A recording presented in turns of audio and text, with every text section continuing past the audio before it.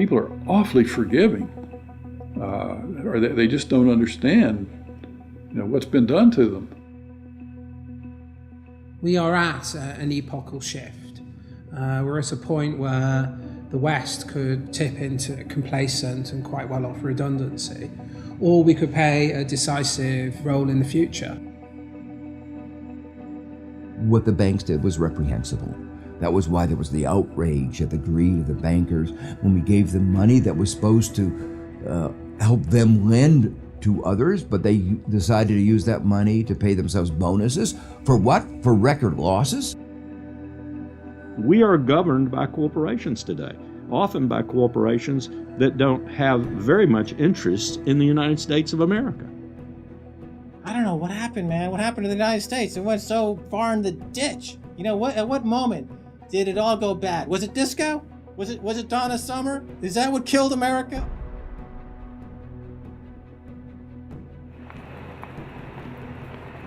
We are entering the age of consequence. A rapacious financial system, escalating organized violence, abject poverty for billions, and the looming environmental fallout are all converging at a time when governments, religion, and mainstream economists have stalled. War, conquest, famine, and death. The four horsemen are coming.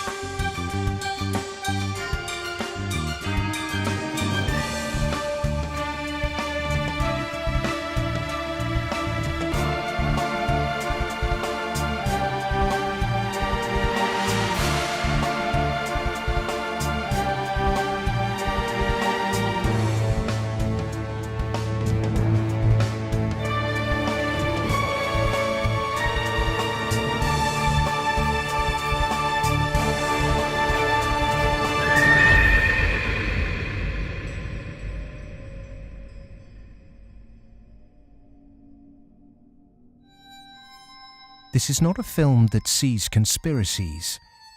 It's not a film that mongers fear. It's not a film that blames bankers or politicians. It's a film that questions the systems we've created and suggests ways to reform them. Over centuries, systems have been subtly modified, manipulated, and even corrupted, often to serve the interests of the few. We have continually accepted these changes, and because man can adjust to living under virtually any conditions, the trait that's enabled us to survive is the very trait that has suppressed us. Most societies have an elite, and elite tries to stay in power. And the ways they stay in power is not merely by controlling the means of production, to be Marxist, i.e. controlling the money, but by controlling the cognitive map, the way we think. And what really matters in that respect is not so much what is actually said in public, but is what is left undebated, unsaid. For centuries, gatekeepers have manipulated our cognitive map.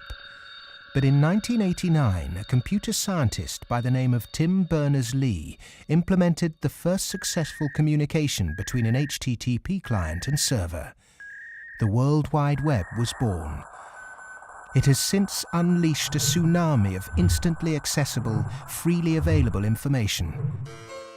Just as Gutenberg's printing press wrestled control of the cognitive map away from an ecclesiastical and royal elite, today the internet is beginning to change governments, finance, and the media. We are at the cusp of change. But to enact it, we must first understand the things that have been left unsaid for so long. To do that, we need context from people who speak the truth in the face of collective delusion. Because to understand something, is to be liberated from it.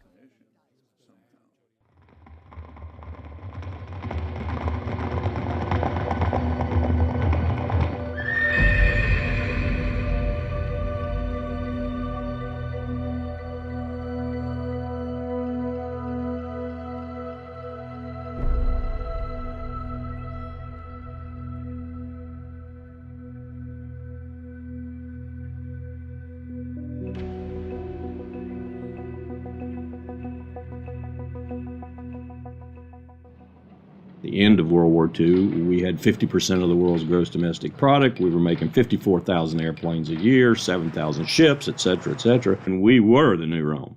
And we recognized it and devised a power management scheme in the 1947 National Security Act to, we thought, manage it. And it worked fairly well during the Cold War. But we haven't done anything since, and I think that's another sign of our inability to grasp the new world, if you will.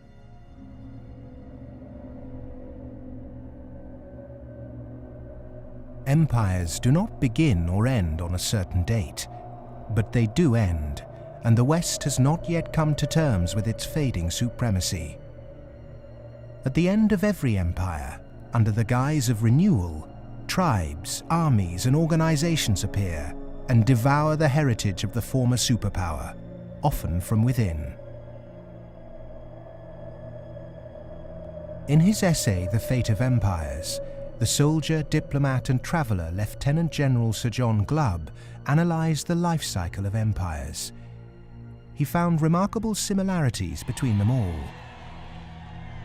An empire lasts about 250 years, or 10 generations, from the early pioneers to the final conspicuous consumers who become a burden on the state.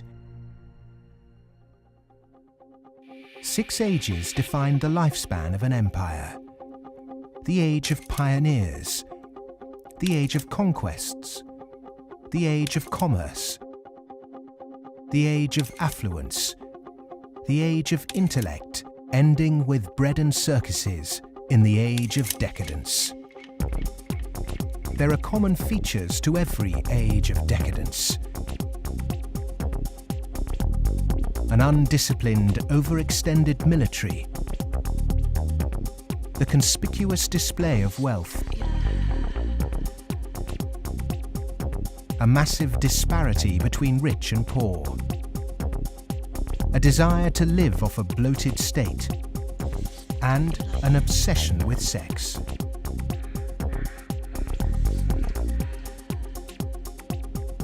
But perhaps the most notorious trait of all is the debasement of the currency. The United States and Great Britain both began on a gold or silver standard, long since abandoned. Rome was no different. So it started on a principle that was very sound, and it was on a silver standard. But as it corrupted further and further and further, the Roman denarius got to the point where it was basically a copper coin, and they learned how to plate, and it was washed in silver, and in circulation the plating came off. And at the end, all the senators that really did at one time represent the people only were interested in representing how much wealth they could steal at the top. Great empire wealth always dazzles, but beneath the surface, the unbridled desire for money, power, and material possessions means that duty and public service are replaced by leaders and citizens who scramble for the spoils. Historically, all the signs of the demise of empire are beginning to develop. Some are more trenchant than others.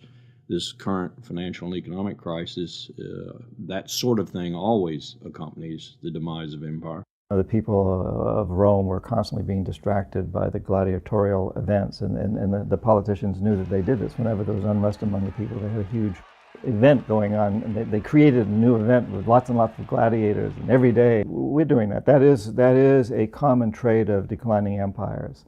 And so today in the United States, for example, you find a tremendous emphasis on all kinds of television programs that distract people from what's really going on. Sports is a big part of that, as it was in the gladiator times. In essence, we've been lulled into a lethargy, and we've accepted it.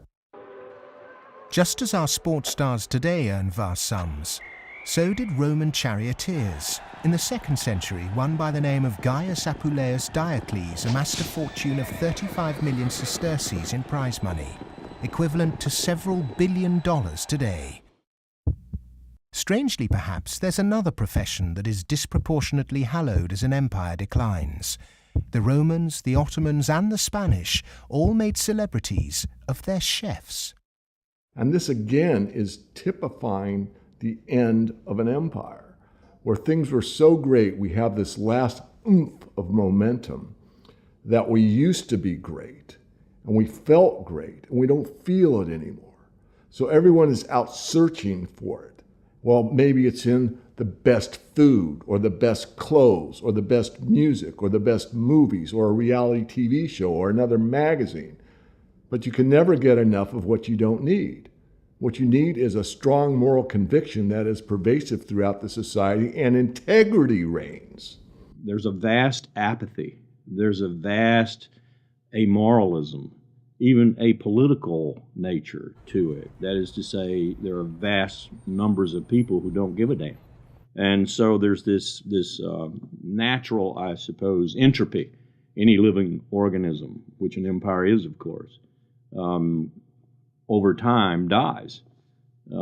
Question is, how does it die? Does it die in a violent cascade of events, or does it die over a long period of time? The baby boomer generation were born into this age of decadence.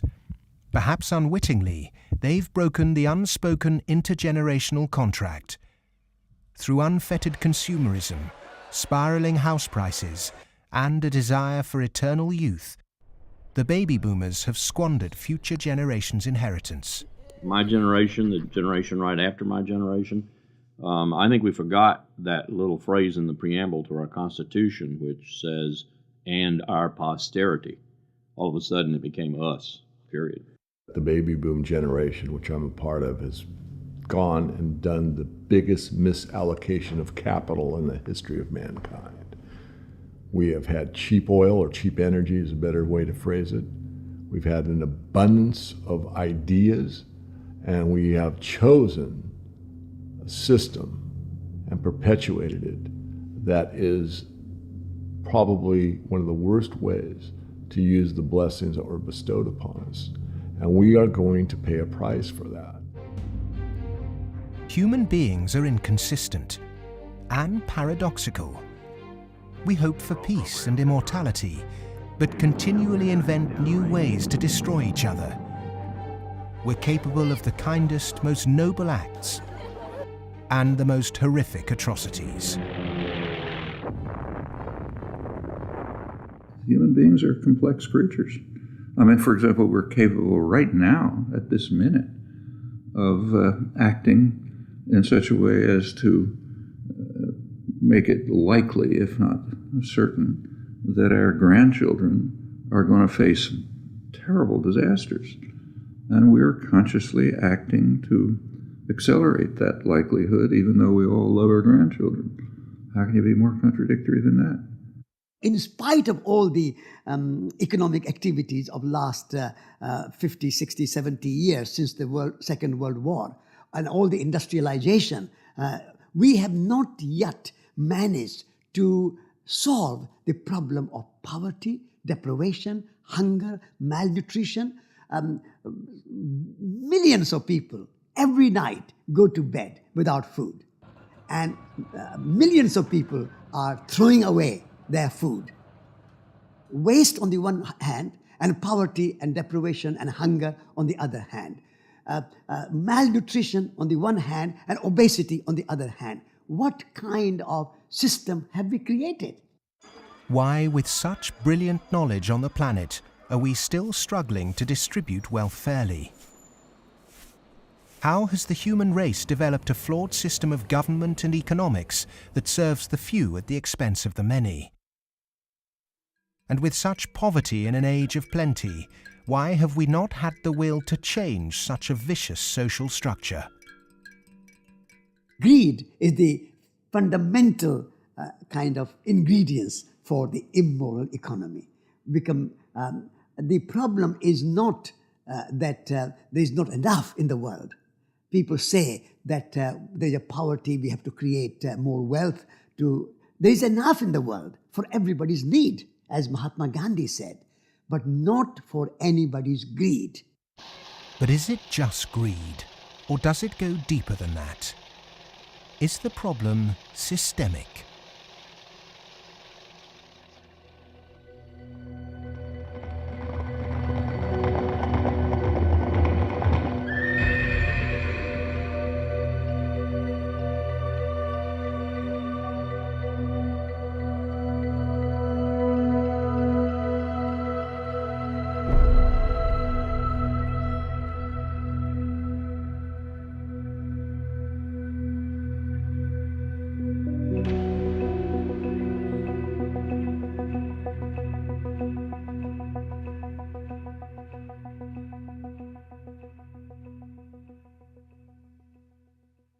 As a civilization, we've obviously had a great run.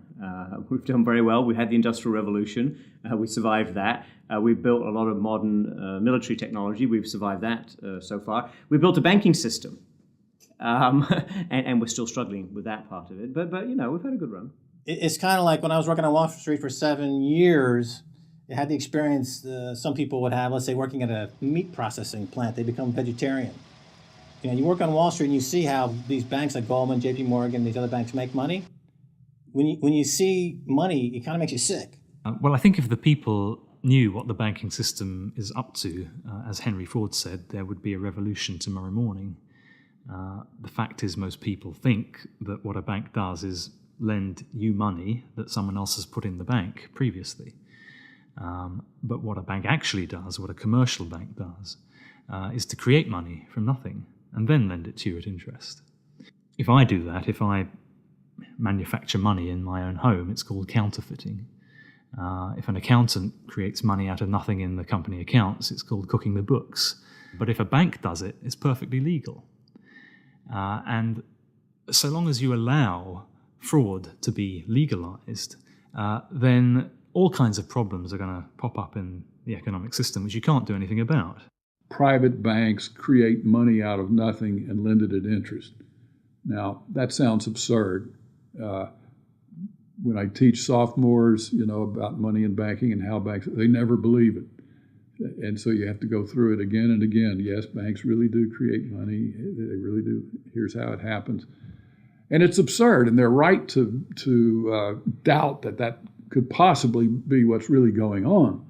But it is. Now, if the banking lobby is very strong, they're going to say, well, we don't want to change this system. We're making so much money out of it. What we have to do is, A, try and convince the people that it's their fault, that their wage claims are too high, and that's why we're having lots of inflation, or people are speculating on housing, and that's why house prices are going up. What they're not going to say is that this is happening because banks are creating money out of nothing and pumping it into the system, and that's why prices are going up. But how is it that we've ended up with a system in which banks have the power to create money? Since 1971, when President Nixon took the United States off what was left of the gold standard, the world has operated under a system of money known as fiat. The dollar, the pound, the euro are all government fiat currencies. Fiat is a Latin word meaning let it be so. It is the law that this government currency be money. Indeed, without that legal enforcement and the fact that we must pay taxes with this money, that dollar bill or that computer digit that represents a dollar would be pretty much meaningless. Only the government has the power to issue fiat money, but banks can create it through lending. Over the last 40 years, since this system of fiat money became the global norm, the supply of money has grown exponentially. In fact, we've seen the greatest growth in the supply of money in history. But who benefits? Of course, those that have the power to issue money, governments and banks. Then, those companies and individuals that get this money early. They can spend it before the prices of the things they want to buy have risen to reflect the new money in circulation. In other words, they get services, products or assets cheap. But prices soon rise, So holders of assets such as houses or shares will then see gains without there necessarily being any improvements to the company or house in question. Often this can lead to speculative bubbles. But what about those at the bottom of the pyramid? Those on fixed wages or incomes, those who live in remote areas, or those with savings? By the time this newly created money has filtered down to them, the prices of the things they want to buy have increased. Their savings buy them less, however, and their wages remain largely unchanged. In some cases, they have to take on debt just to be able to afford the things they were previously able to buy, which means they have to go back to the banks. In reality, this process of creating money only redistributes wealth from the bottom to the top of the pyramid, and thus that ever-increasing gulf between rich and poor gets bigger and bigger and bigger. Well, when you get off the gold standard and you go into a fiat money currency, combined with a fractional reserve banking system, you end up compounding debt faster than you can ever possibly produce to support that debt. So eventually you're going to find yourself back into debt slavery. And that's what's happened in the U.S. For every dollar of GDP, for example, in the U.S., it also creates something like $5.50 worth of debt. Because this is what happens when our economy flips over and basically capsizes. And of course, the government solution now to address all the problems is basically to create more debt. You can never get enough of a currency that doesn't work. You can print it till kingdom comes, but you can't print wealth, and you can't get yourself out of debt by making more debt. If you could print wealth, Zimbabwe would be the largest, most prosperous country on the planet. We all know it doesn't work. Of the money in the world today, 97% of it is debt. The French philosopher Voltaire once said, "All paper money eventually returns to its intrinsic value, zero." For 3 generations, the world watched the fight between capitalism and communism. But in the 1980s, the Russian economy started to collapse. The Soviet Union capitulated, and so-called capitalism reigned supreme.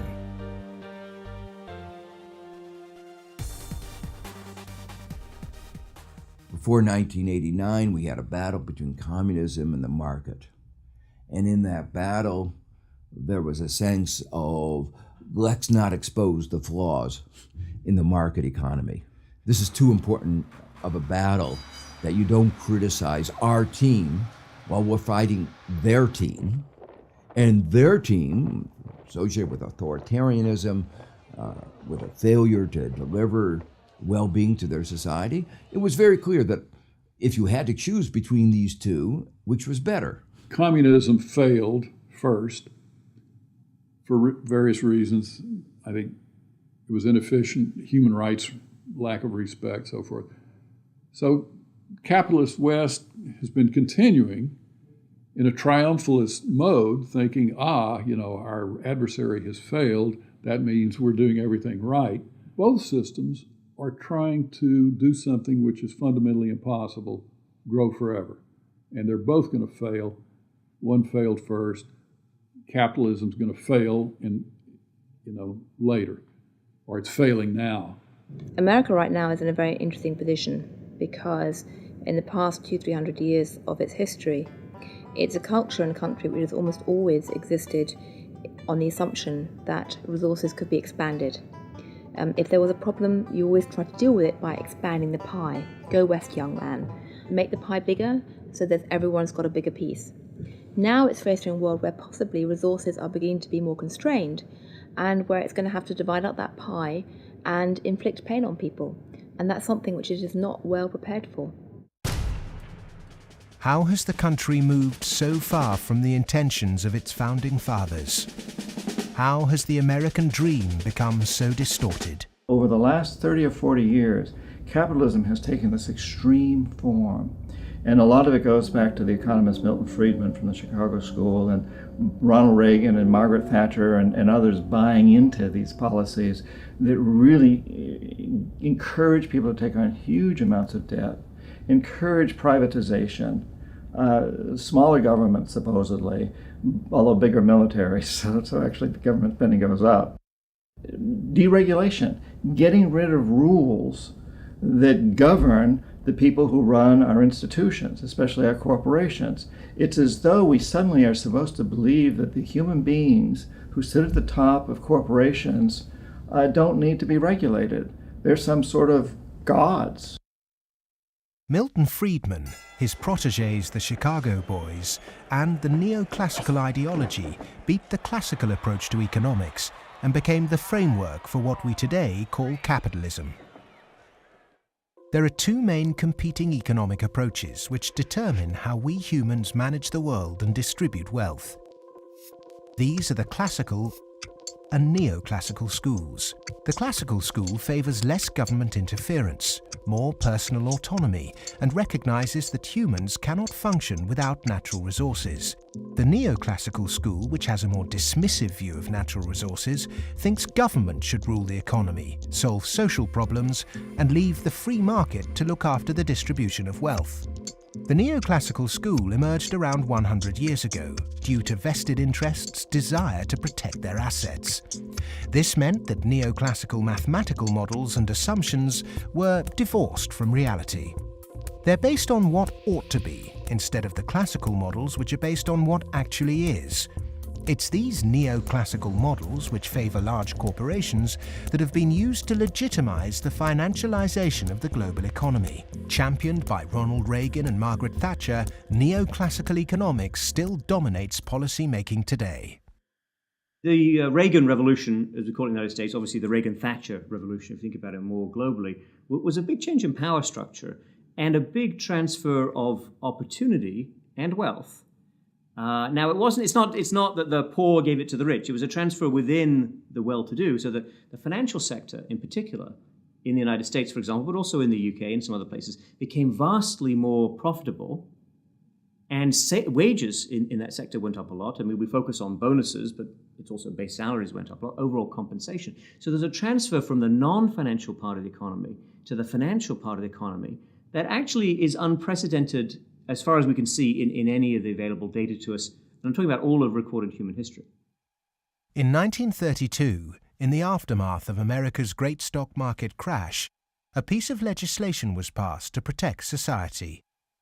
The Glass-Steagall Act was introduced to separate ordinary high street banking from investment banking. 67 years later, in 1999, under the influence of Treasury Secretary Larry Summers and his predecessor Robert Rubin, President Bill Clinton repealed the Glass-Steagall Act. Once again, banks could take ordinary depositors' money and speculate with it on virtually anything they liked. Wall Street has become a very particular type of casino. And it's unfortunately not the kind of casino they have in Las Vegas, which is, perfectly legitimate form of entertainment. It is a casino that has massive negative repercussions on the rest of society. So it's not just losing your money on a few wild nights. It's about the way in which those organizations lose their money, impacting the whole of society, leading to a massive loss of jobs. This unfettered gambling pushed the entire global financial system to near collapse. With balances and debt obligations larger than the GDP of entire countries, the banks had become too big to fail. The West was unprepared, and bankers met their reeling and disorientated governments. You have to bail us out. We need money. If you don't give us the money, the whole thing goes down. And what are you going to do with millions and tens of millions of people who have lost everything in their bank account? You will have a revolution on your hands. So fork over the money. Borrow the money, create it out of nothing, and give it back to us, and so that we can face our problems and not go under, or otherwise. And this is what Mr. Hank Paulson did in the U.S. Congress. He went there one day and he told them, well, look, we need $700 billion, and we need it now, or else. Is this system we call capitalism really capitalism? In a capitalist system, government is supposed to be small. But today the state is more bloated and invasive than it's ever been. Individuals and companies are supposed to operate in a free market. Good enterprise is rewarded with profit, and flawed enterprise with failure. But during the 2008 banking crisis, the people saw the Western economic system divided in a way they were told could never happen. Socialism for the rich, capitalism for the poor. And in America, for example, the banks that got in trouble got bailed out by the government. That's socialism. And people are arguing against socialism in America, and yet it's probably the most socialist country in the world right now. We have a system which isn't even a proper capitalist system. Rich people make mistakes that they don't get punished. Poor people make mistakes that they get punished. Yeah? Or even worse, that they don't make any mistake and they are forced to pay for the mistakes of the rich. When the taxpayer is footing the bill for the misplaced speculation of bankers, then suddenly, instead of the economy serving the human being is now in perpetual service to amoral financial organizations.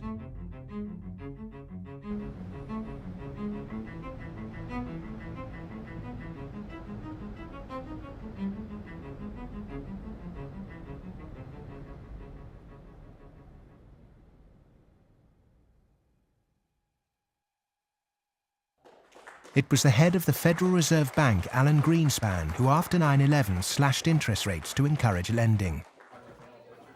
Bankers needed new participants to keep cash flowing into a system that had become a global pyramid scheme. All this newly created money entered the housing market and created unprecedented inflation. House prices rose and rose. New mothers were forced back into the workplace to service huge home loans, and the Anglo-American dream became all about land speculation. The housing market in the West isn't about ownership. The housing market in the West, because it's the only way ordinary people can get ahead, and ordinary people can't get ahead but by wages. What we've created is a mass bubble economics around housing. As that sucks in a huge amount of capital, takes capital for genuine innovations in the economy, and puts it into a speculative use that has no genuine productive outcome. It's interesting, if you talk to people in Germany, for example, they don't see a connection between owning a piece of property and being inclined towards being democratic. There's lots of people who rent their housing there, and they're perfectly comfortable with that arrangement. But it is true that in somewhat different contexts, both Mr. Reagan and Mrs. Thatcher pushed for more people to own housing. And actually, this is part of the problem, because if you push people to buy housing before they're ready, and if you push very dubious loans on them, and they don't understand what they get themselves into, you can have huge adverse repercussions, exactly what led to, in part, the subprime housing crisis in the United States. That's not anything to do with democracy, that's just a bad economic idea. The breakthrough that occurred around the year 2000 in the United States was when bankers found out that the poor are honest. And they realized that if you're poor, if you're not rich, you have a different set of values. And you think that a debt is a debt, and it's something that has to be paid.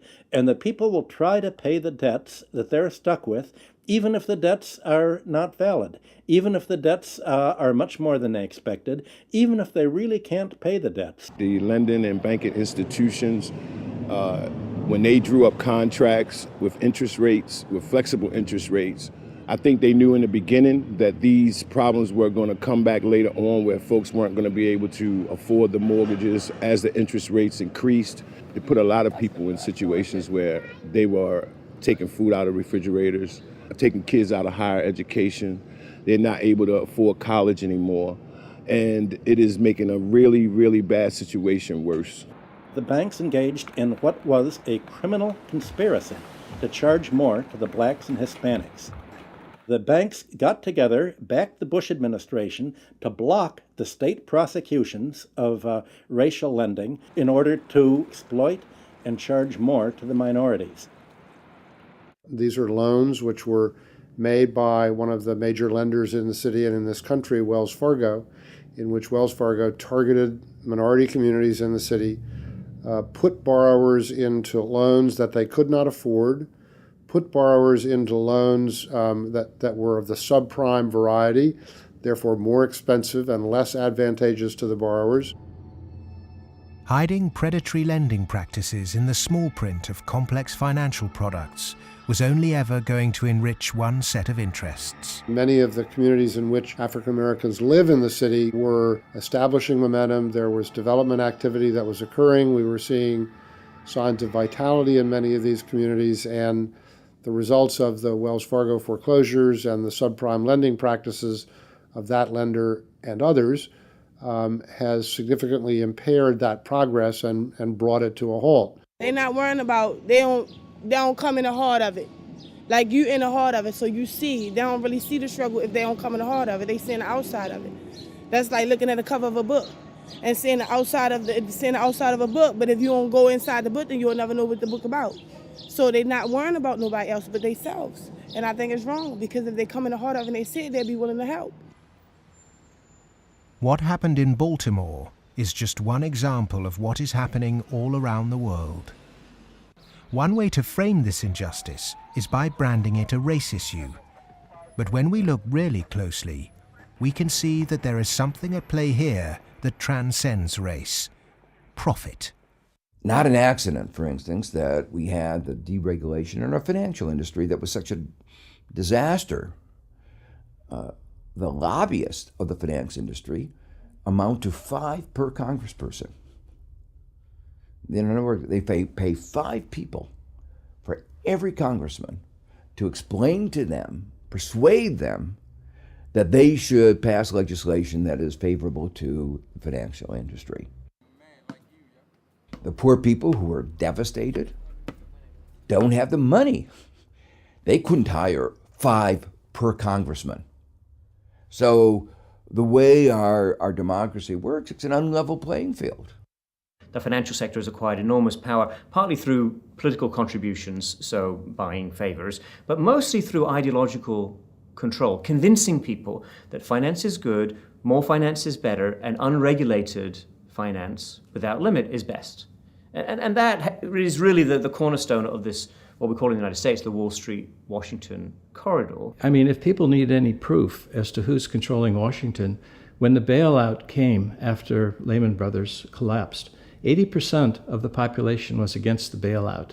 Notwithstanding that, Congress passed the bailout, just showing, in my view anyway, that it's really under the control of banking interests. It's not a reflection of good democracy when a company, a group of companies, an industry, says our interests are more important than the national interest. How can that happen? Very easy. That's the role of campaign contributions, lobbying, in America's political structure. We have a flawed democracy. This is an advanced oligarchy in the sense that its main mechanism of control, if you like, is through convincing people that you really need, for example, the 6 biggest banks in the United States in the particular form they exist today, with the very light level of regulation. And if you don't have them, if you try to change that, all kinds of awful things will happen. And this is not really blackmail.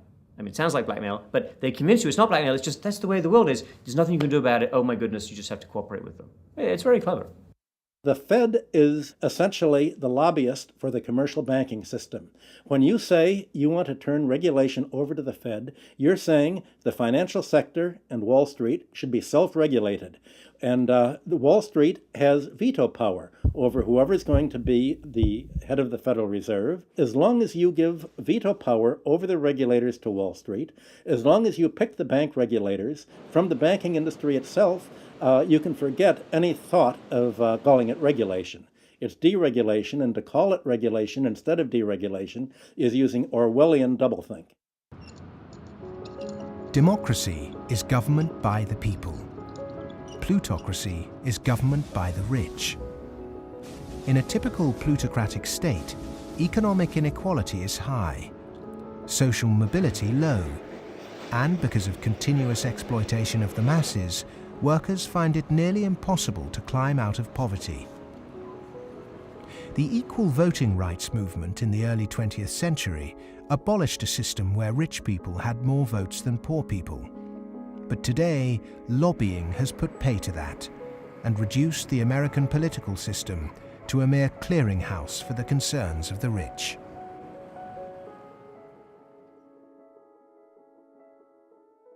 The Goldman Sachs machine is one of using profits to buy influence in Washington, to change laws, to make it easier to make money on Wall Street, to be used to buy influence in Washington.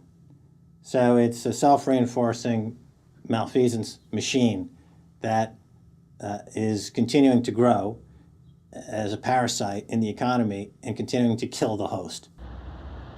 Famous for claiming it did God's work, Goldman Sachs is one of the most influential investment banks in the world.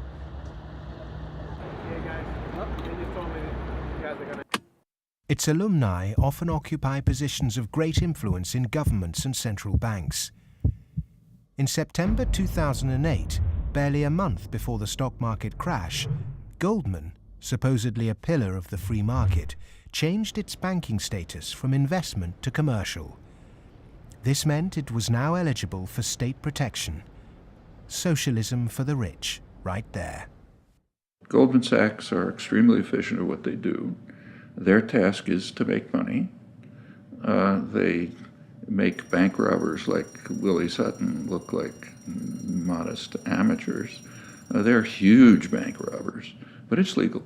The system is set up so that they can do it. In the recent years, they've been selling securities put together from mortgages that they knew were worthless.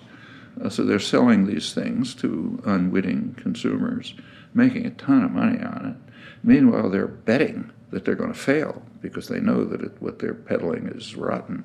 So they placed bets with it's called credit default swaps and other things with a huge insurance company, AIG, and that was insuring Goldman Sachs against the failure of the stuff they're peddling.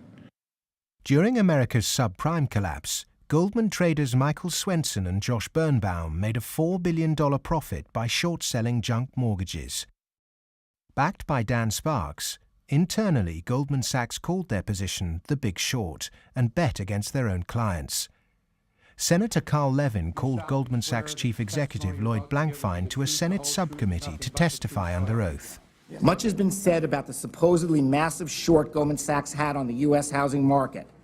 The fact is, we were not consistently or significantly net short the market in residential mortgage-related products in 2007 and 2008.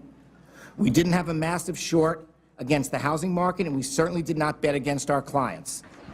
Riding the Big Short in 2007 made billions of dollars for Goldman. And so far, they've got away scot-free with this massive heist. So they're now back bigger than before, richer than before, biggest profits they've had in history, huge bonuses. They're doing great. A lot of what they're doing has, in fact, probably maybe all of it, has almost nothing to do with the benefit of the economy. Can there be any objection to genuinely talented people earning big money if they bring something new and tangible to the world? If they take great personal risks with their own money and actually bring greater prosperity for all? In a free market, if I have a brilliant idea that I can run an automobile on grass clippings, as an example, and I produce that car, my motivation might be to make money. But if the market says, my goodness, this is the greatest automobile ever invented by mankind, and I make $1 billion, I've not only served myself, but I have served everyone else that needs transportation. And that is the brilliance of a free market, is that paradox that you can serve yourself and simultaneously serve others. And that's what it's all about. But how many of the general public have achieved greater prosperity through a banker's bonus? It was against the holy backdrop of St. Paul's Cathedral in London that Goldman Sachs vice chairman and mouthpiece Lord Griffiths gave insight into how certain bankers really think. The devoted Christian defended extortionate bonuses. I'm not a person of despair, I'm a person of hope. And I think that we have to tolerate the inequality as a way to achieving greater prosperity and opportunity for all.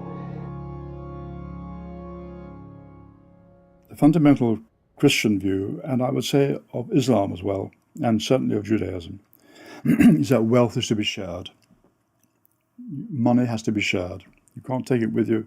And from that develops a whole lot of stuff about justice and the economy and so on. And we've lost that, and instead we've got people accumulating more and more.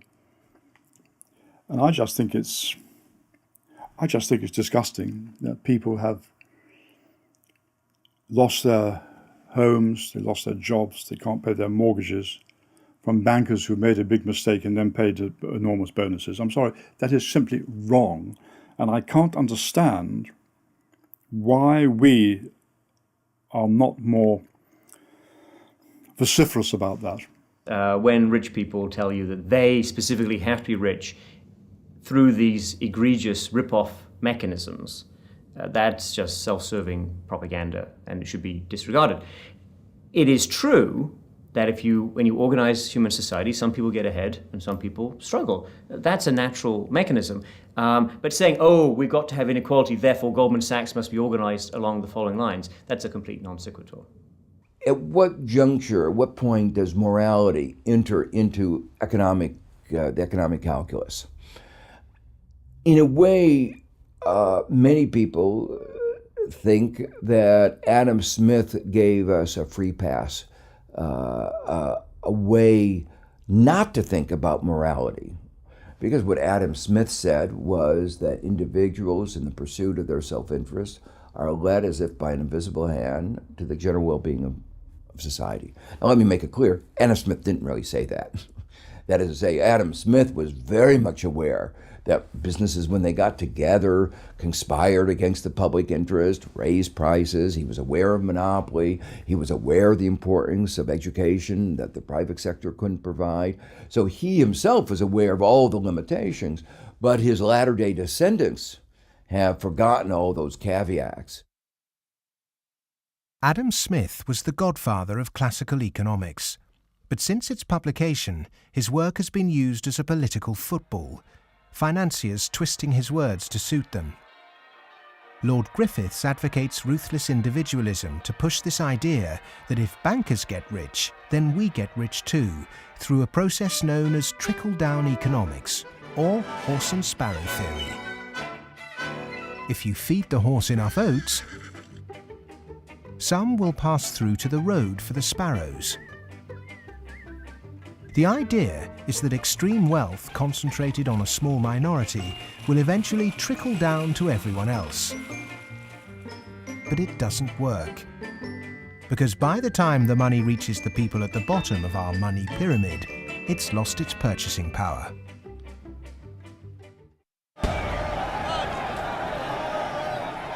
But the public are now confused as to why our political leaders have allowed this to happen, and quite naturally now ask why. Because our political processes are badly flawed. They're badly flawed because of the dependence on lobbyists, on campaign contributions. So that's why, my view and a view I think of a lot of people is that we have to restructure our political processes to give more voice to the ordinary citizen and less voice to the interest group, to the moneyed groups, to those who have taken such a large role in shaping our tax code, our regulatory regulations, and so forth.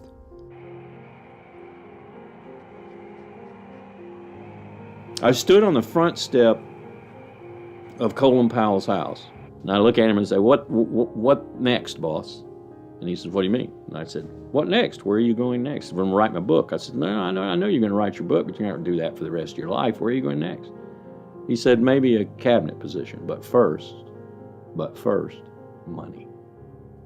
I said, "Money?" He said, "Yeah, millions. That's the only way you can be a cabinet officer in the American government."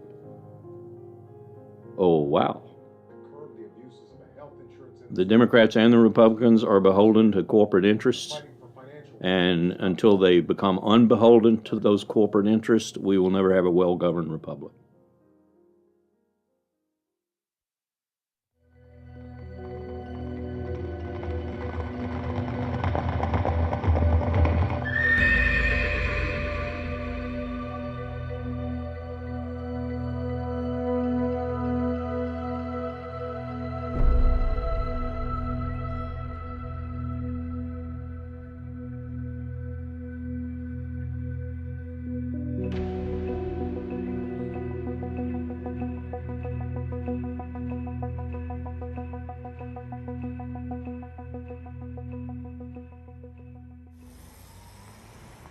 The inherent iniquity in our system of money, banking and politics has not just had consequences domestically, but also on a massive scale globally.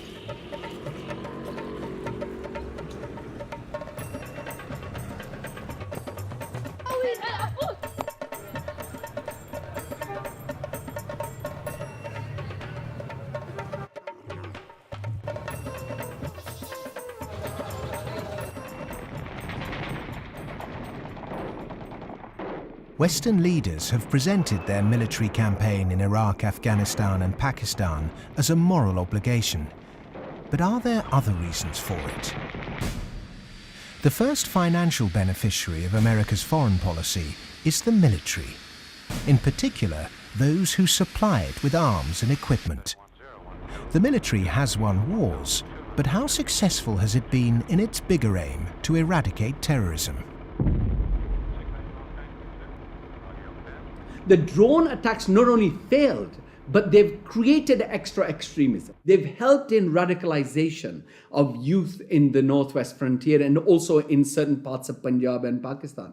And because time after time, and sometimes, there's a feeling that America does this deliberately to destabilize Pakistan. I'm not so sure about that, but I certainly think those people who actually support this policy, every time you kill 10, the so-called terrorists, you create 500 more because they see the drone attacks as an attack on a sovereign state of Pakistan.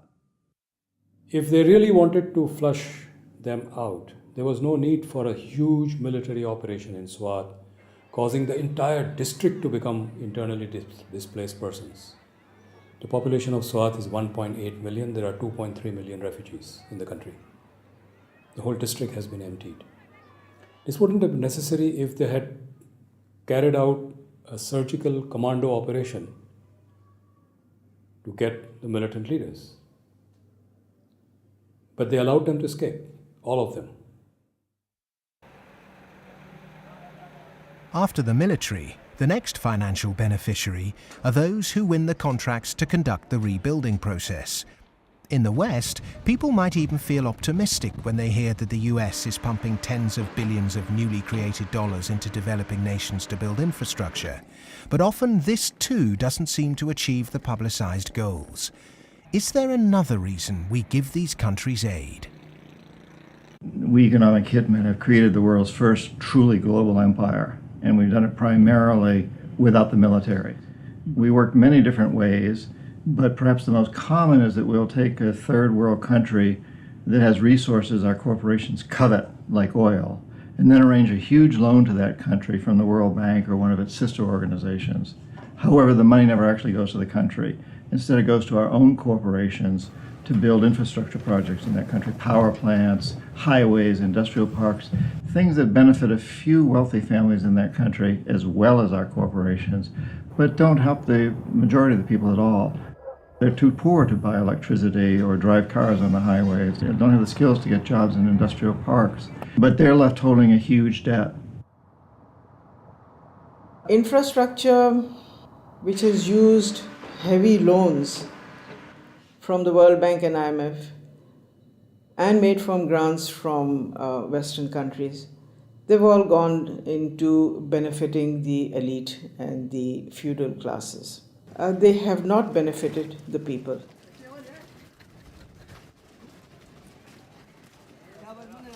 A lot of money goes to these consultants and companies from the West who charge huge amounts of money, and actually the real money on projects and on ordinary people is very limited.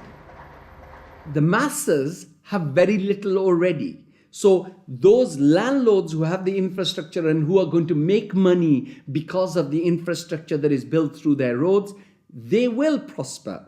But the ones who don't have any resources, they've not had jobs, there isn't an economic activity for them in terms of manufacturing goods so they can sell and they can also prosper. When you don't have that, what do? They resort to joining the Taliban because they see the enemy coming in and taking away what little bit they have. President Obama, I understand, wants to invest $7.5 billion in Pakistan's infrastructure to alleviate poverty and, take away all the divisions and all the anti-American sentiment over here. Whatever his reasons are, we can do without it. In fact, it's the worst possible thing he can do.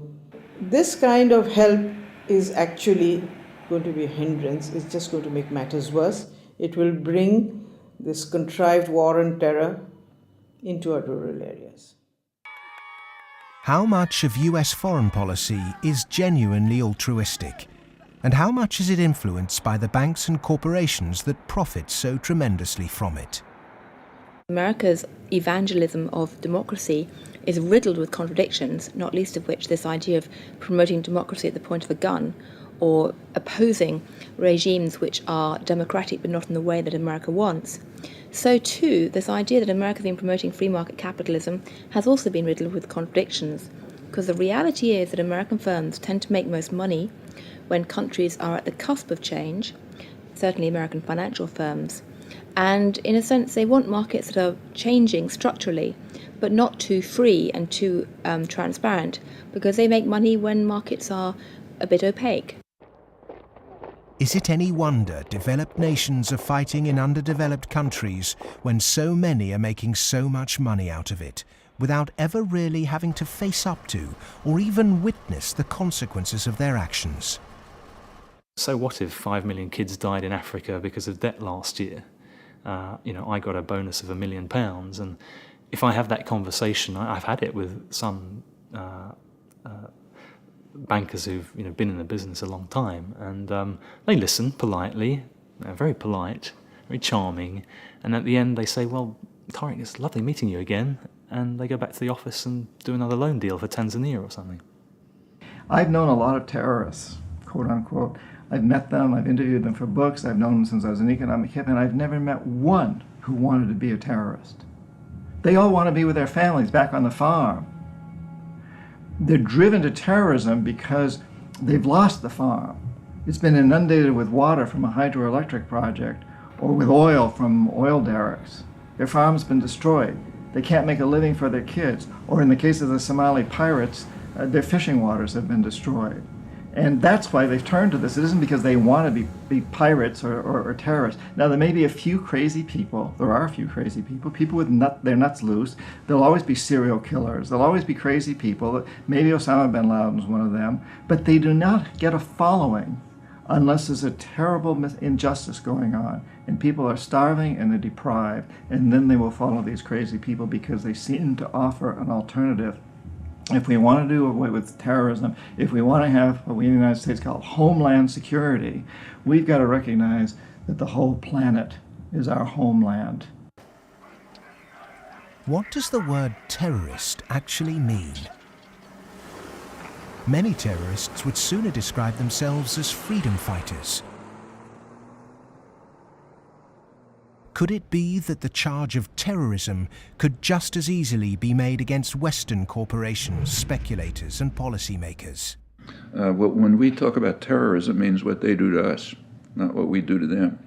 And what they do to us can be pretty ugly, although it's not even a fraction of what we do to them. I mean, take, say, 9/11. That was a pretty serious act of terrorism, maybe the worst single act of terrorism in history. But it could have been worse. I mean, suppose, for example, that al-Qaeda had bombed Washington, bombed the White House. It killed the president, installed a harsh military dictatorship, brought in a bunch of economists who drove the economy into its worst disaster in history. Well, that would have been worse than 9/11. And I'm not making it up. It happened. What's called the first 9/11 in South America, namely in Chile. On the 11th of September 1973, the democratically elected Chilean president Salvador Allende was overthrown in a coup. A dictatorship under Augusto Pinochet was established that ruled Chile until 1990. There was the systematic suppression of all political dissidents. Thousands were imprisoned and murdered. Who was involved in that first 9/11? It's not hard to find them. Right in Washington and London and so on. But that's off the agenda. It doesn't count. There's a principle of ideology that we must never look at our own crimes. We should, on the other hand, exult in the crimes of others and in our own nobility in opposing them. The root causes of so-called terrorism will not be solved by increasing economic inequality. If governments really are serious about combating terrorism, then they must start with real structural reform back home. As long as banking empires chase infrastructure and debt deals in pursuit of profit, the West will continue to export injustice through finance. Millions more will be displaced. Terrorism will thrive, and neo-colonialism will continue to end more and more lives around the world.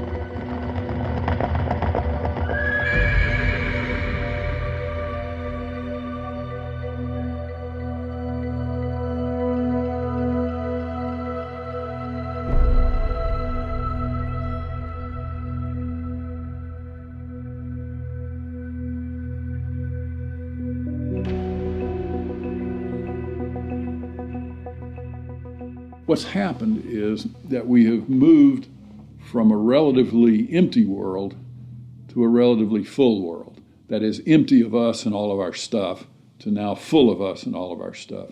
In my lifetime, the world population has tripled.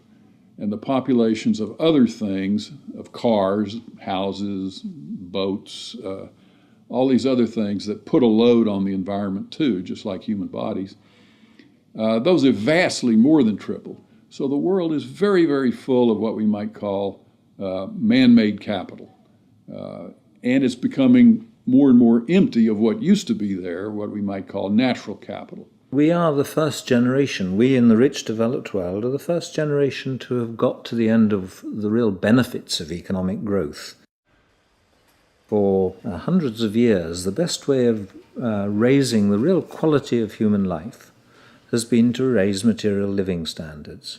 And that's what's driven the huge rises in life expectancy and increases in happiness and other measures of well-being. But all those have now come detached from economic growth. And although life expectancy continues to rise in the rich world, it's no longer related to the amount of economic growth a country has at all. And the same is true of measures of happiness and measures of well-being.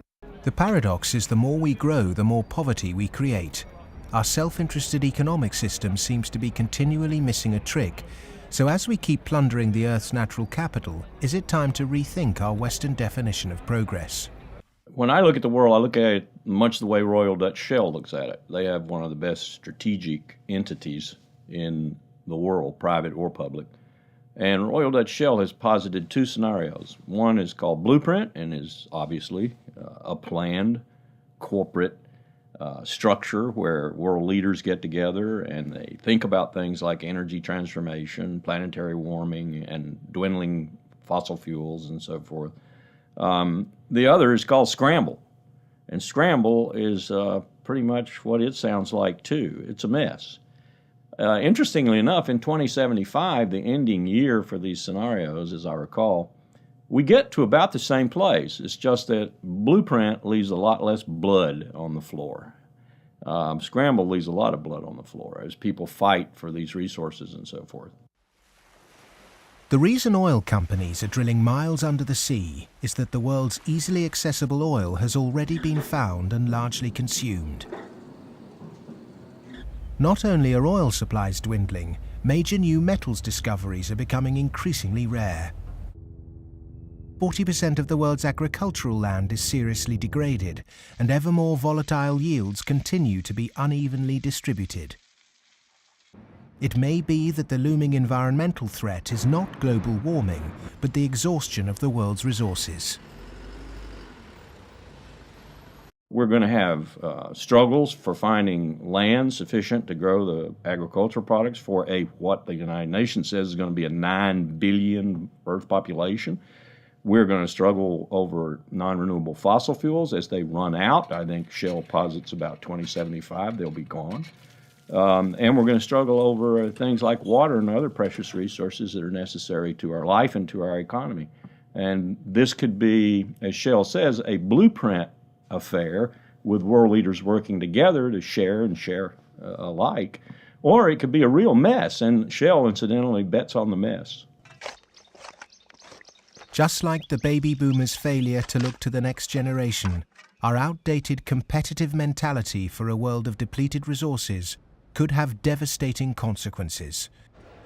Our economic setup encourages one-upmanship, competition and comparison, whereas the progress humans have made over millennia has been largely based on cooperation.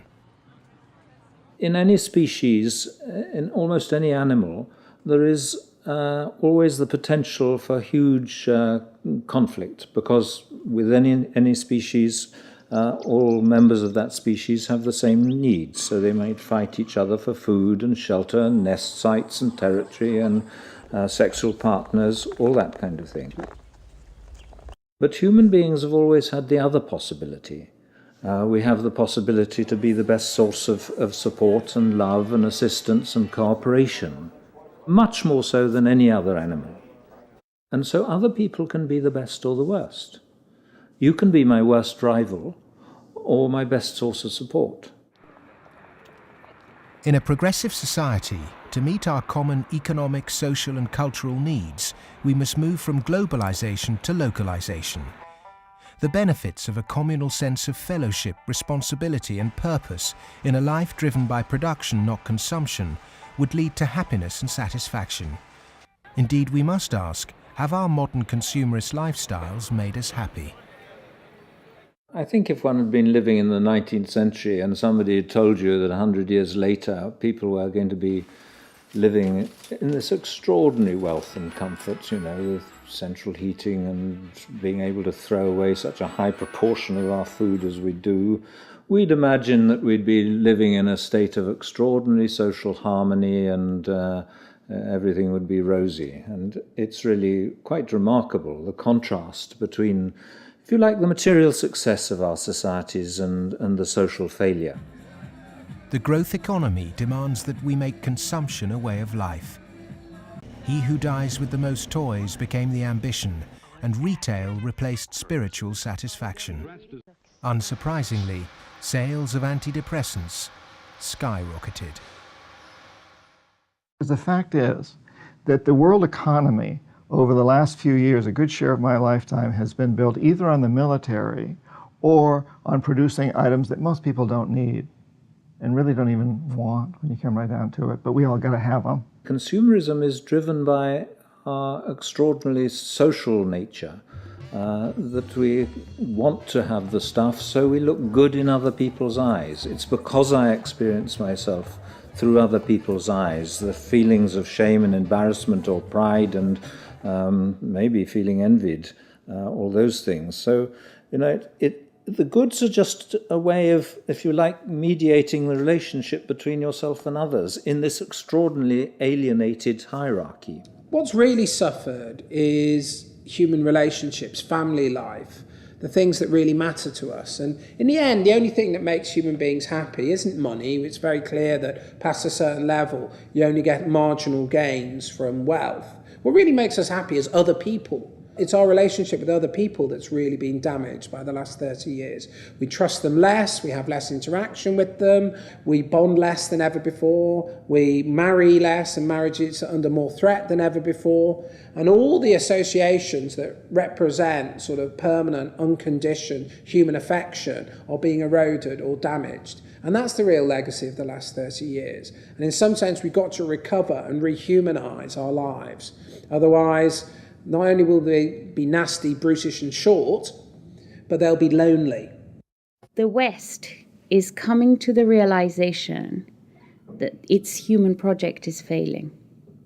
The West was so convinced that if you push people to achieve as individuals, the accumulated achievement of individuals would make for a successful society.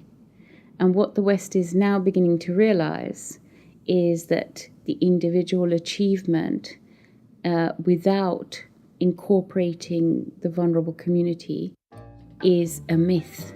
The idea was make your own life, be individually aspiring, and then you'll be individually achieving, and then you'll be individually prosperous, and then you'll be individually happy. You end up doing that in a glass jar. And the glass jar has a limited height, and it's encapsulating, and in the end, you die of lack of oxygen. Human beings are alive because they seek attachment and because they're propelled by affection.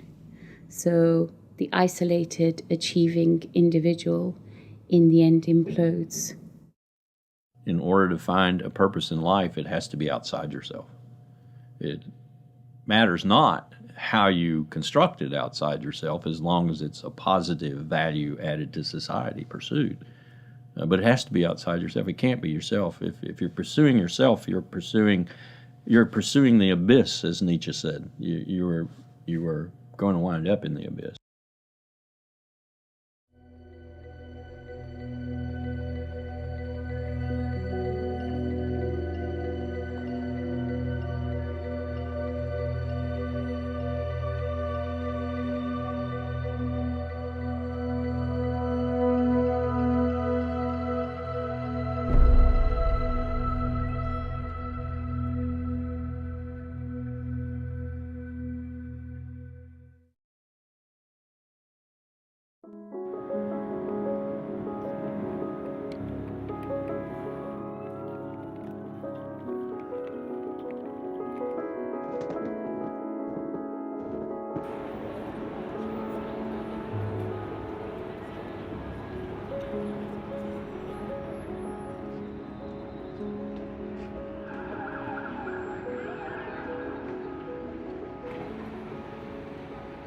One of the most powerful cultural frameworks that shapes the way we think today in the West is the Hollywood film construction.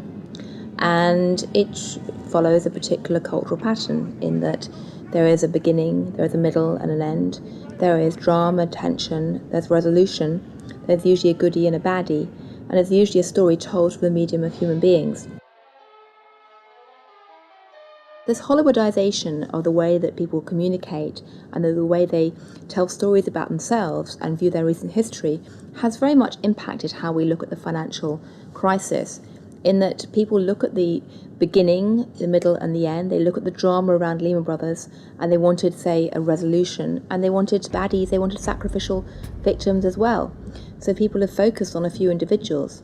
And the idea that somehow it wasn't just one or two individuals who were at the root of the problem, it was a systemic problem, that actually almost everyone who participated was in some way guilty, either of outright negligence or simply failing to ask the right questions or simply failing to ask why money was so cheap for so many years. The idea that it was a systemic flaw is something which is very hard for people to grasp and even harder to depict as a good story. Perhaps there is this feeling of helplessness because we don't understand what the real problem actually is. Cleansing a few bad apples will not rectify the flaws at the heart of the Western economic system.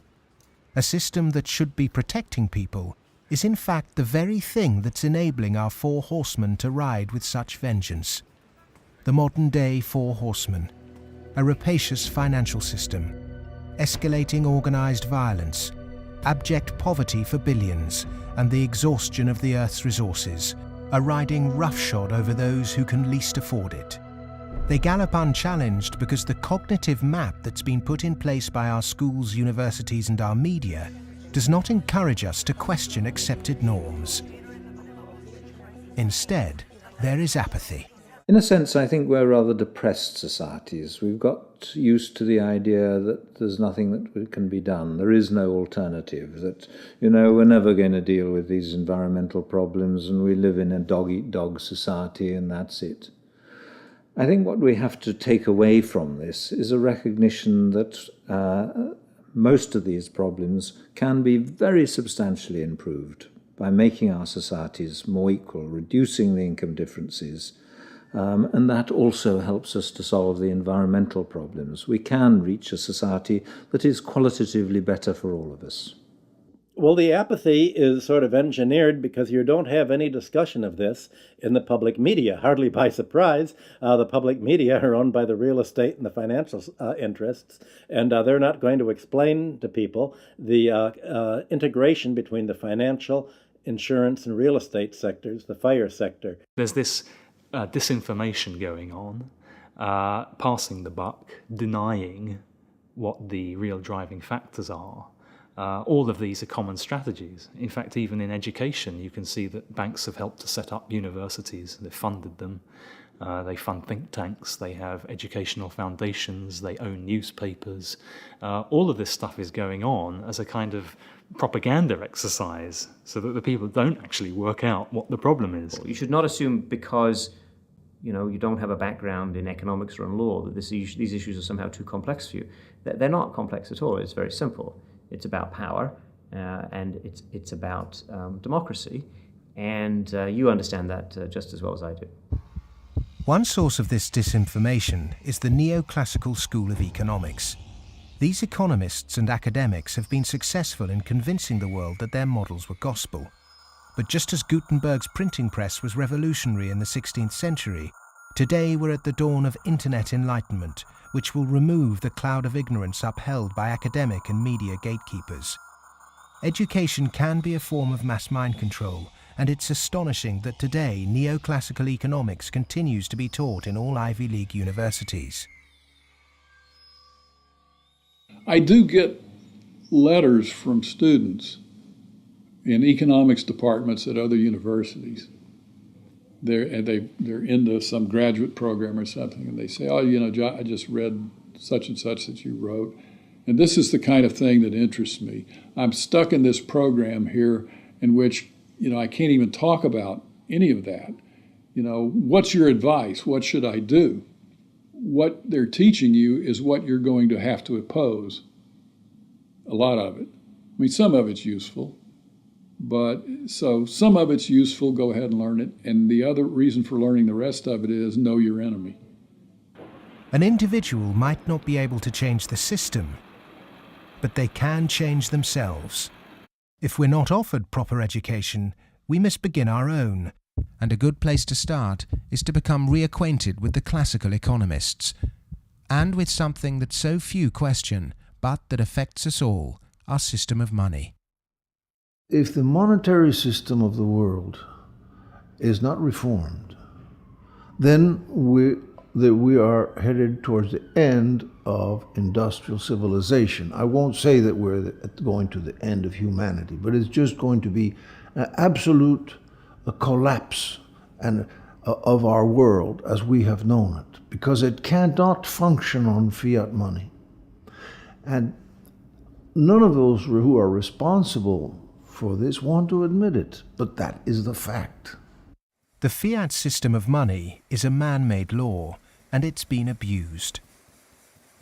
Is there a form of money whose law is not set by man?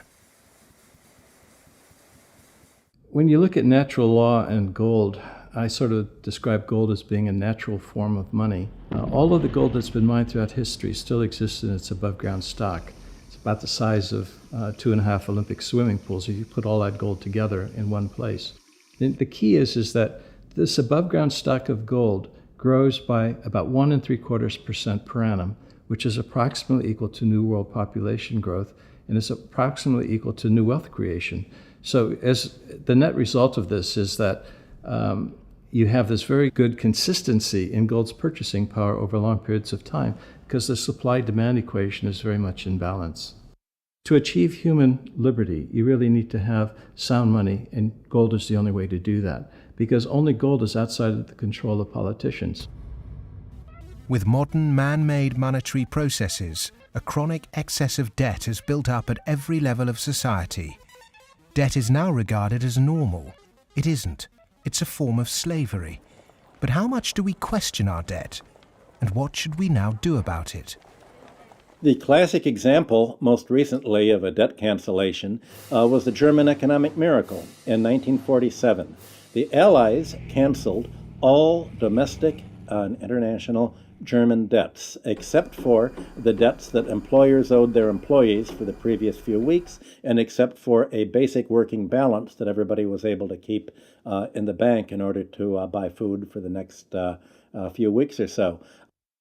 Essentially, you would follow the 5 or 6 pages that the currency reform of 1947 did in Germany. You would start with a clean slate. That means that everybody would own their property free and clear.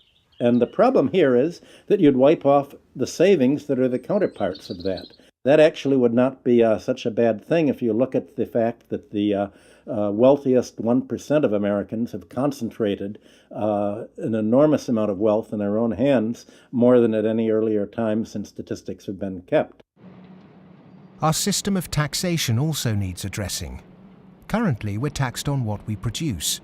Perhaps it would be more progressive to tax what we consume.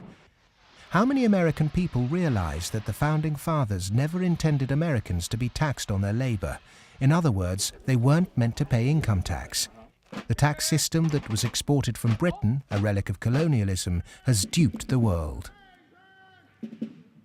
The most important element of a tax system is to do what everybody expected to be done in the 19th century, and that is to base the tax system on land taxation, on the free lunch of land value, and on what John Stuart Mill called the unearned increment, the income that landlords made in their sleep, as he put it. Who made oil in the ground, coal or iron ore? These are things which are not the products of human effort. Of course, extracting them is, but their existence is not. And so the rents from natural resources are a wonderful source of taxation. Nobody made them, and when you do tax them, you cause all of us to use them more efficiently. So this seems like really the excellent thing to tax, rather than labor and capital. If the government used this land site value that's supplied by nature, not by human labor, not by personal enterprise, then the government would not have to tax wages in the form of income tax. It wouldn't have to imply sales tax that add to the price of doing business, and it wouldn't have to add the proliferation of business taxes. This tax system, advocated by all the classical economists, would begin to address global poverty, as it would allow citizens in developing countries to keep their resource wealth. In developed countries, it would begin to address our housing and debt crisis and unleash the kind of entrepreneurship needed to refloat our economies. Perhaps we should also resurrect another timeless principle for workers that was promoted during the Industrial Revolution. Well, the idea that people who work in a plant ought to own it is just deeply built into working class culture.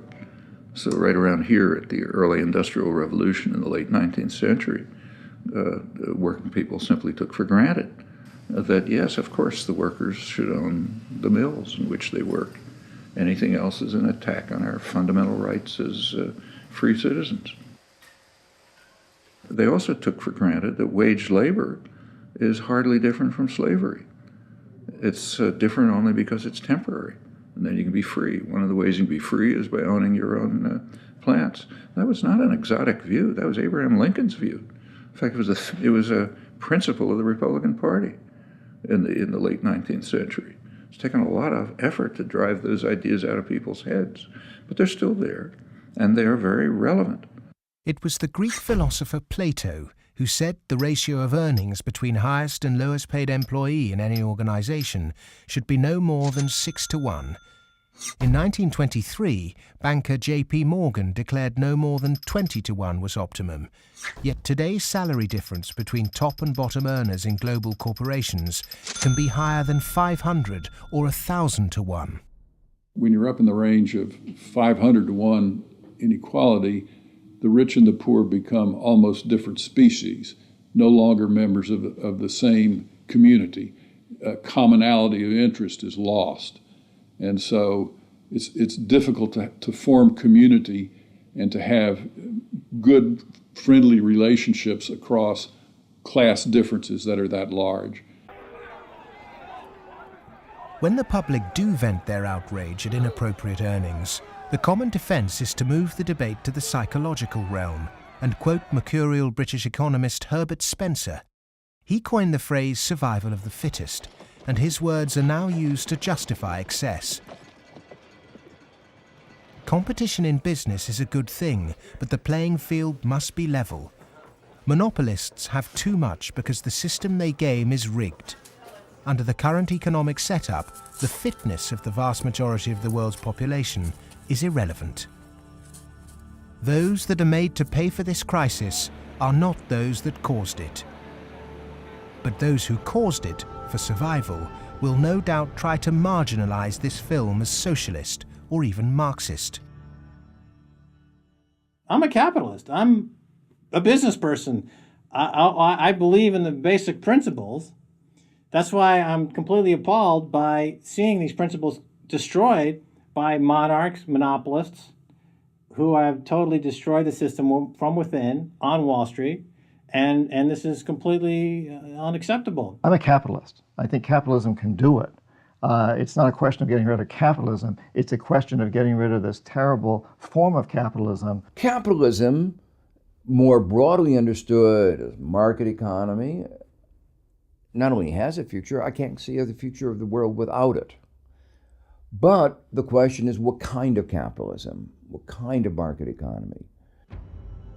A system of reformed capitalism built on independent money, a tax system based on consumption, not income, and employee-owned businesses would begin to build an economy that's not dependent on constant growth to service its debt.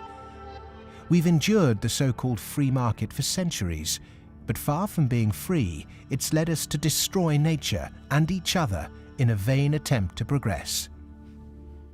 It's absolutely ludicrous to suggest that somehow there is a scientifically defined boundary of the market that we should never change. And of course, that's what the free market economy wants you to believe. Because once they convince you of that and claim that, on top of that, claim that they have the truth because they are PhDs in economics, then they can tell you whatever they want, and then you'll have to accept it. But that's where we have to take these guys on. Politics is about drawing the boundary of the market. When you think about it, a lot of things have been taken out of the market over the last 2-3 centuries. 2-3 centuries ago, you could buy and sell human beings, child labor, a lot of things that you wouldn't imagine you could buy and sell today. So, over time, we have redrawn this boundary, and there's nothing wrong with redrawing the boundary again. Things that were considered absolutely reasonable in the 1850s, like selling any chemical on a street corner and telling you that it's a pharmaceutical drug that will be good for you, things like that were absolutely commonplace then, are now serious criminal offences. Well, the same thing will be true of active money management in 100 years. The breakdown we saw in the Great Depression and witnessed again at the beginning of the 21st century occurred because in the name of growth, much was taken out of the system by those who contribute very little. Multinational corporates and banks will always want to grow without having to compensate those people who actually do the work to produce the surplus. In the past, every time too much was taken by those who contributed little, people rose up to halt the violent practices enacted by a tangible enemy. Today, the question is, with such a formless enemy pervading every element of our economic and democratic process, can it be done again? Of course it can be done again. Look, it's a cycle. We're not debt peons, but maybe rats running around a little wheel in somebody's big cage somewhere. The finance rises, finance becomes organized. You make a lot of money in banking. It's easy to go out and buy politicians. But the essence of democracy, the essence of American democracy, is this is a repeated confrontation, a repeated showdown. And in the 1830s, Andrew Jackson beat the second bank of the United States. In the early 1900s, Teddy Roosevelt beat J.P. Morgan and John D. Rockefeller. In the 1930s, Franklin Delano Roosevelt, FDR, beat everyone from Wall Street. And now we have to do it again.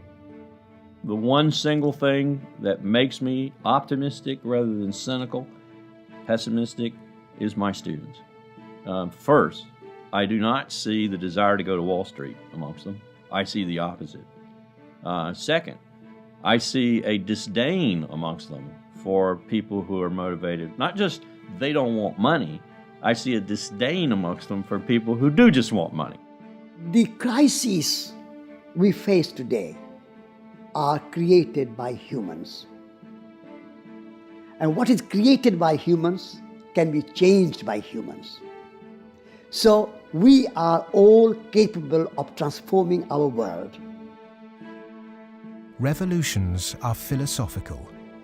Getting organized and preventing the culprits camouflaging the real problem means it's possible to embark on a bloodless revolution against the violent organizations and barbaric leaders who've trashed the economy. Central banking, rigged capitalism, land speculation, income tax and neoclassical economics have corporatized democracy, stunted progress, perverted the course of human destiny and compromised the future of this planet. If these issues aren't addressed, then the next implosion will be on a scale unimagined. Whatever the propaganda, at the beginning of the 21st century, central banks' unregulated cheap money pumped up land values, which created an unsustainable asset bubble in a world that once again operates a rigged tax system that enriches entrenched privilege. Neoclassical economics have ruined life for the bottom billions, tempted everyone into intergenerational conflict, and created massive suffering that has no limits. Human beings go mad in crowds and come to their senses slowly and individually. History is littered with examples of people who threw themselves off the yoke of oppression to adopt radical change, only to end up with popular new rulers that maintain the status quo. To really understand something is to be liberated from it. Dedicating oneself to a great cause, taking responsibility, and gaining self-knowledge is the essence of being human. A predatory capitalist's truest enemy and humanity's greatest ally is the self-educated individual who has read, understood, delays their gratification, and walks around with their eyes wide open.